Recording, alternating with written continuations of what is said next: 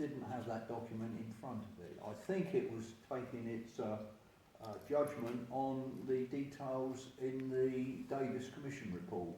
And any previous documents that have been produced as well. Chair, our lawyers are analysing everything. Yes. But I think the key thing is, thanks to Councillor Evans has circulated that actual report, and it does severely challenge the figures given in the Commission report.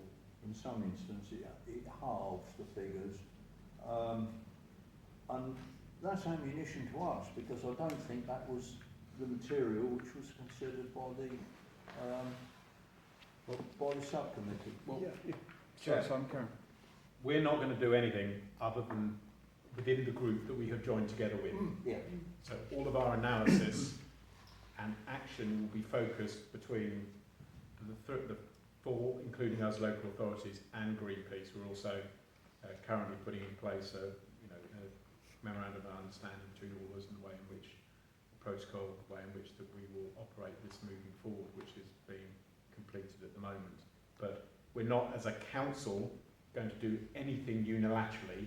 It's all funneled through those four local authorities and Greenpeace now. And in my experience, very often it's something that that one doesn't think is particularly important that becomes the important legal hook that starts the process moving. So that's why Councillor Dudley is working with others and have appointed solicitors to operate on our behalf. So, you know, we can read this stuff, we can say that's appalling.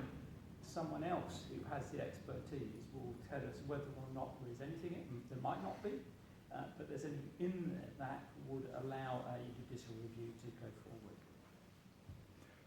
Yes, thank you. Are there any comments from the...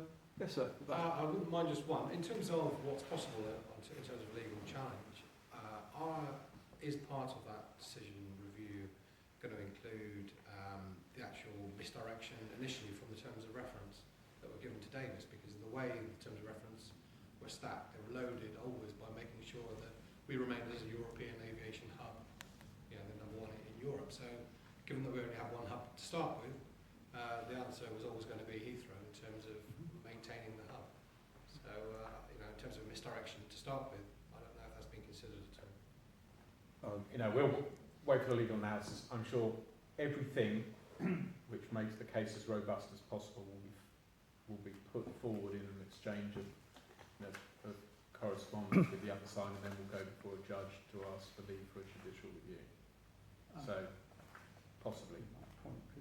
Yeah, and there's been extensive, contained in this extensive prior correspondence from February of 2016, the first piece of correspondence to the then Prime Minister David Cameron, and then the subsequent piece of correspondence which were attached to the Cabinet Prioritisation Subcommittee. So in the papers you will see one letter that was updated the 30th of September that lays Based out on legitimate expectations. some of the issues by our legal team, but there's a lot of stuff that, you know, there's a wodge of stuff that went before then.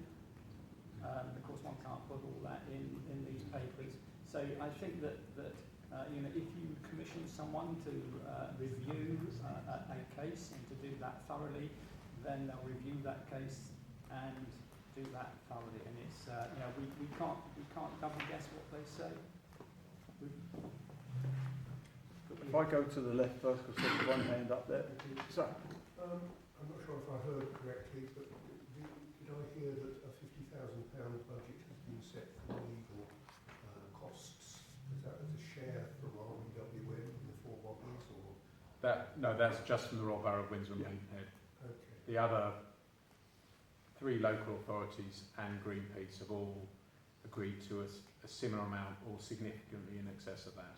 Okay, because the legal costs could chew up quite a lot. You might be, is it expected that that figure will rise? Well, it depends. This could be a very clean shop. This could be open pretty quickly. Yeah, no, I'm just probing in terms of where are the funds coming from?